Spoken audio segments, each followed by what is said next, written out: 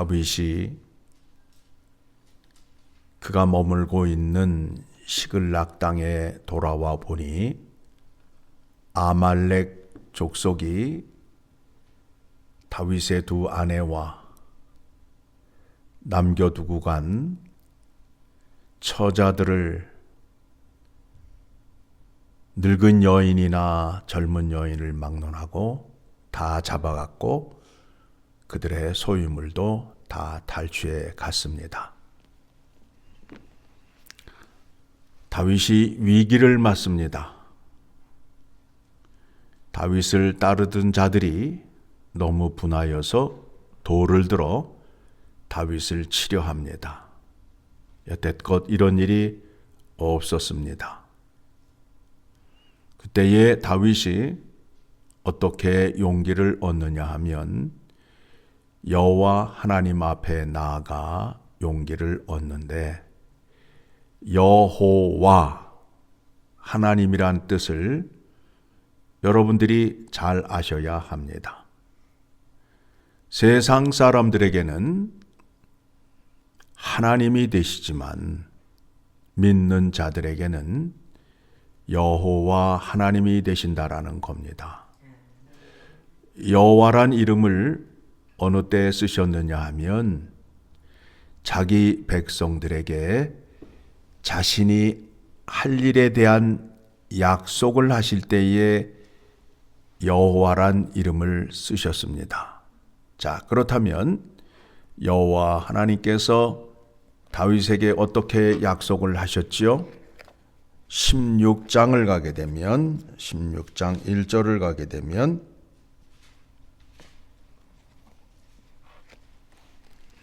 같이 읽습니다. 여호와께서 사무엘에게 이르시되 내가 이미 사울을 버려 이스라엘 왕이 되지 못하게 하였거늘 내가 그를 위하여 언제까지 슬퍼하겠느냐? 너는 뿔에 기름을 채워 가지고 가라. 내가 너를 베들레헴 사람 이새에게로 보내리니 이는 내가 그의 아들 중에서 한 왕을 보았느니라 하시는지라. 이새의 아들 가운데 한 왕을 세우기로 약속을 하셨습니다. 그래서 12절 이에 사람을 보내어 그를 데려오매 그의 빛이 붉고 눈이 빼어나고 얼굴이 아름답더라. 여호와께서 이르시되 이가 그니 일어나 기름을 부으라 하시는지라. 사무엘이 기름 뿔병을 가져다가 그의 형제 중에서 그에게 부었더니 이날 이후로 다윗이 여호와의 영에게 크게 감동되니라. 자, 여호와 하나님께서 사무엘을 통하여 기름을 붓게 하였습니다. 새 왕을 세우기로 하였습니다. 여호와의 이름으로 약속을 하셨습니다. 그러니까 다윗이 위기에 처하였을 때 여호와 하나님을 부르짖습니다. 여호와 하나님께서 약속하신 것이 있지 않습니까? 나를 이스라엘의 왕으로 세우신다고 약속하지 않으셨습니까? 그런데 내가 지금 이와 같은 어려운 처지를 당하였습니다. 그러니 약속대로 하나님께서 나를 인도하소서. 자, 하나님은 약속하신 것을 반드시 지키시는 하나님이라는 겁니다. 그래서 우리가 약속의 말씀을 붙잡아야 된다라는 것을 다시 한번 기억하여야 됩니다. 우리가 가는 길은 약속하신 말씀 위에 서서 걸어가야 됩니다. 다른 길을 가면 안 돼요. 여러분, 성경 말씀에 여러분의 욕심대로 로또를 사면 맞춰준다고 약속이 되어 있습니까? 아니잖아요. 헛된 것을 구하지 말라라고 되어 있다고요. 그런데 로또 사가지고 와서 자꾸 맞게 해달라고 기도해봐야 소용이 없다라는 거예요. 그것에 대해서 하나님은 약속하신 적이 없어요. 자기가 생각하고 자기 마음대로 정한 것을 가지고 나와서 하나님께 길을 쓰고 악을 쓰고 대든다고요. 누가 실망해요? 기도하는 자가 실망하잖아요. 하나님은 뭐라 말씀하셔요? 내가 너와 약속하기를 결단코 로또를 맞게 해준다라고 약속한 적이 없다. 아니에요. 엉뚱한 거 붙잡고 나와서 기도하시다가 본인이 지쳐서 하나님은 안 계신가 봐. 내 소원을 안 들어줘. 그런 사람들이 수두룩하잖아요. 수두룩하잖아요. 뭐를 몰라서 그래요? 약속의 말씀을 모르기 때문에 그래요. 그런데 그들이 아는 것은 하나님의 능력이 어떠함은 알고 있는데 더 중요한 것은 약속하신 여호와의 말씀을 기억하여야 된다라는 거예요. 하나님께서 우리에게 나타나실 때에 약속의 말씀으로 약속의 범위 안에서 우리를 만나 주시고 약속대로 복을 주시는 겁니다. 그러니 성경의 말씀을 꼼꼼히 살피셔서 무엇라 약속하셨는지, 무엇라 말씀하셨는지를 알아야 된다라는 겁니다. 그래서 약속의 말씀에 힘입어서 다윗이 용기를 얻었습니다. 그래서 다윗이 여호와 하나님 앞에 나아가 기도하지요. 내가 아멜렉을 쫓아가면 잡을 수 있겠습니까? 그러니까 하나님께서 쫓아가라. 그래서 쫓아가게 됩니다. 그래서 들판에서 애굽 소년을 만나 아말렉 사람들이 어디에 있는지를 알게 되었습니다. 아멜렉 사람들은 밤새도록 취하여서 축제를 벌이고 있습니다. 그런데 그날이 죽음의 날이에요. 여러분, 세상 사람들이 즐기는 축제를 부러워하실 필요가 없습니다. 그날이 무슨 날이라고요? 죽음의 날이에요. 잔치 즐기다가 죽어요. 성경에 보면 그런 장면이 여러 군데서 나와요. 그들의 기름진 음식이 죽음의 날이에요.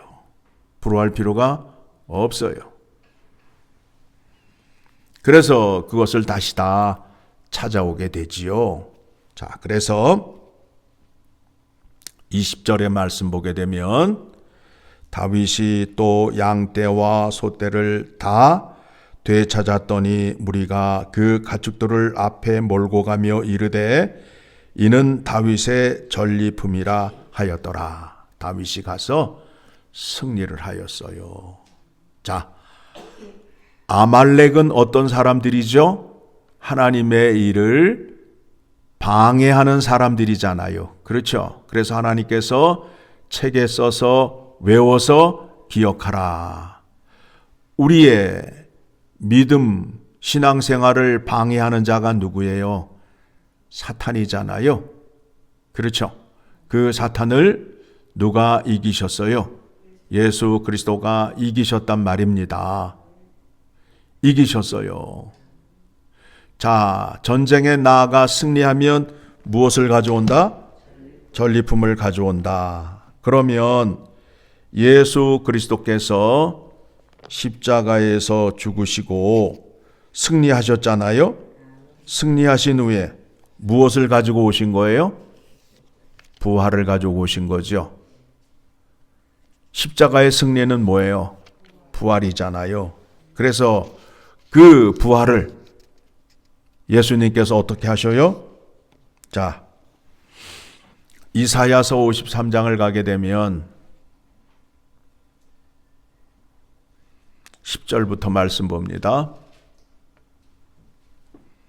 같이 읽어 내려갑니다. 여호와께서 그에게 상함을 받게 하시기를 원하사 질고를 당하게 하셨은즉 그의 영혼을 속건제물로 드리기에 이르면 그가 씨를 보게 되며 그의 날은 길 것이요 또 그의 손으로 여호와께서 기뻐하시는 뜻을 성취하리라. 예수 그리스도께서 십자가에 죽으시는 것이 하나님의 뜻을 성취하는 것이요 하나님을 기쁘게 하는 것이다 라고 말씀하고 있고, 11절 그가 자기 영혼에 수고한 것을 보고 만족하게 여길 것이라. 나의 의로운 종이 자기 지식으로 많은 사람을 의롭게 하며 또 그들의 죄악을 친히 담당하리로다. 예수 그리스도께서 십자가에 죽으시는데 기쁨으로 죽으신다라는 거예요. 내가 죽어서 죄인들이 구원을 얻어 하나님의 백성, 하나님의 자녀가 됨을 기뻐하심으로 인하여 십자가의 죽음을 기쁨으로 맞이하셨다라는 겁니다. 자, 그래서 이제 십자가의 죽으심으로 인하여 그러므로 12절 그러므로 내가 그에게 존귀한 자와 함께 목을 받게 하며 강한 자와 함께 탈취한 것을 나누게 하리니 이는 그가 자기 영혼을 버려 사망에 이르게 하며 범죄자 중 하나로 헤아림을 받았음이니라.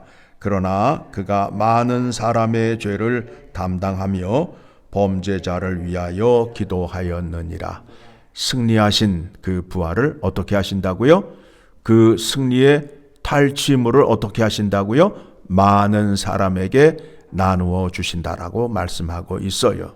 그러니까 예수 그리스도 안에 있는 자, 예수 그리스도의 이름으로 구원 얻은 자들에게 예수 그리스도께서 승리하신 그 승리의 탈취물, 그게 뭐라고요?